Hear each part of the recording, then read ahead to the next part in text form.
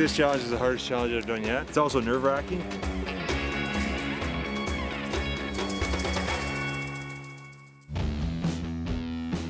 Fellas, today we are at one of my favorite places in Canada, the Canadian Rockies. We're here for challenge number 7, photography. To walk you through the details, we have world-renowned nature photographer John Marriott with us. So guys, today's challenge is not only are we sending you out there to overnight on your own with a backpack, but we're also making you document it with the camera. You have to go out and capture photos that tell the story of your overnight trip. You're going to be judged on your creativity and your originality, your variety of images, the best selfie, you got to include at least one selfie shot, and finally your best hero shot, your best shot overall. And tomorrow, unfortunately, I'm going to be sending one of you home. So good luck, guys. All right, well, you got your marching orders. We'll see you tomorrow.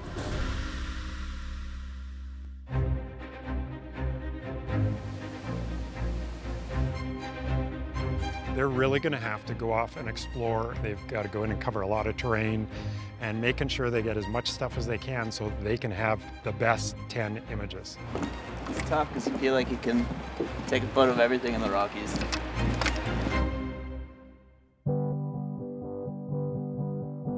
I think this challenge is the hardest challenge I've done yet. The only photos I've ever really taken in life are from my iPhone. As far as training with photography goes, I don't have any, but it's really exciting. It's also nerve-wracking because this could be the deal breaker for me.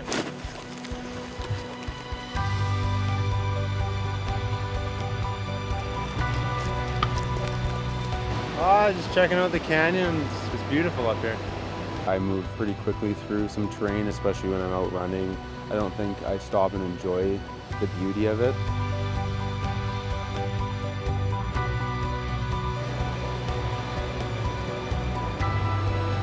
I've never done any photography, so just being out here in a place I've never been, doing something I've never done, is really cool.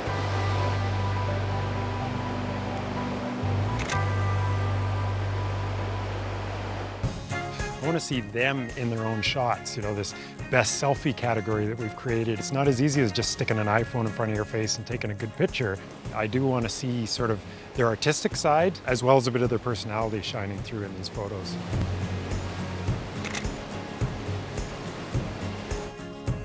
I want them to really look for that good light. So really try and search out, you know, the right reflections and shadows and all that kind of thing, and look for where that light is golden. I was just thinking that this would be an ideal for sunset, just because we have that nice vista of mountains. We have this fast-moving water down here. We'll move forward about 1,000 meters. If we find nothing, we're back here.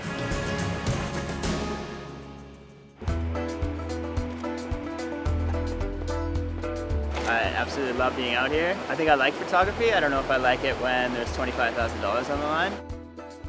I think this will be a good base camp. Maybe get on exploring and get some epic photos.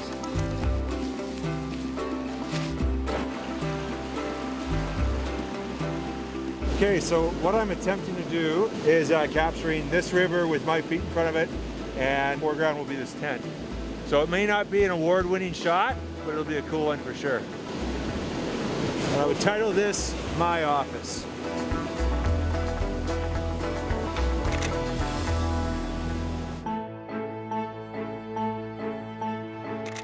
What I see is a bunch of spruce here, and there's a pine tree directly in front of me just sitting there all alone. When you find a scene that you really like, shoot it from all angles. Up, down, over to the side, over to the left, include that rock, don't include that rock. Try it all.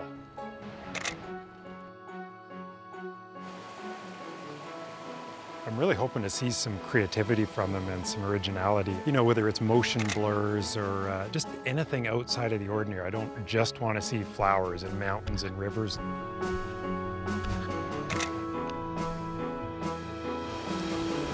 I got an image in my mind and I'm not capturing it the way I want.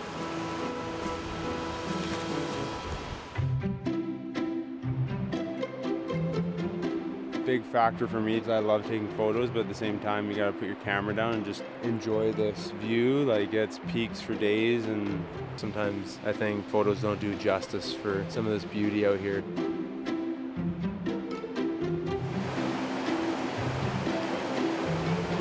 probably pick up a camera after this and do some of my own photography. In my travels, I should have a proper camera and learn this stuff. The day was productive, I would say. I got a lot of photos. Learning curve is pretty steep, It was probably the hardest challenge.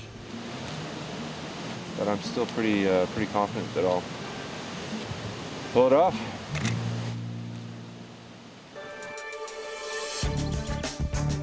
Gentlemen, that wraps up Challenge 7 photography. John has had time to go through the photos and he'll go over that now with you. So guys, I'll be perfectly honest, when I came into this, I wasn't expecting much from you guys. I was extremely impressed with what you guys came up with.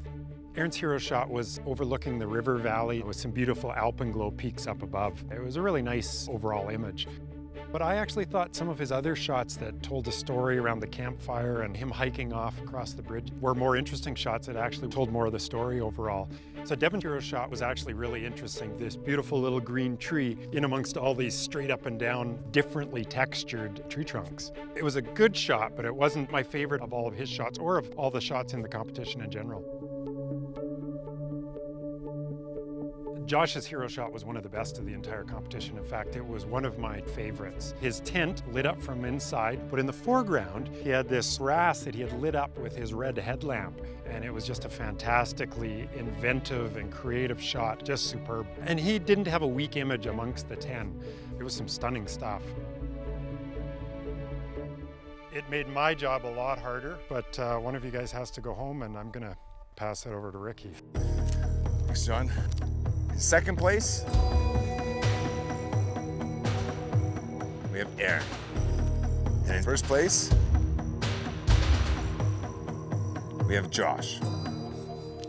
Devin, you made it down to the final 3, and that speaks for itself, but today wasn't your day. I'm happy with all the images that I took, and I am glad that it was those two guys I was standing beside. The experience was awesome. But at the end of the day, it's the friendships that hopefully we'll have for many years down the road.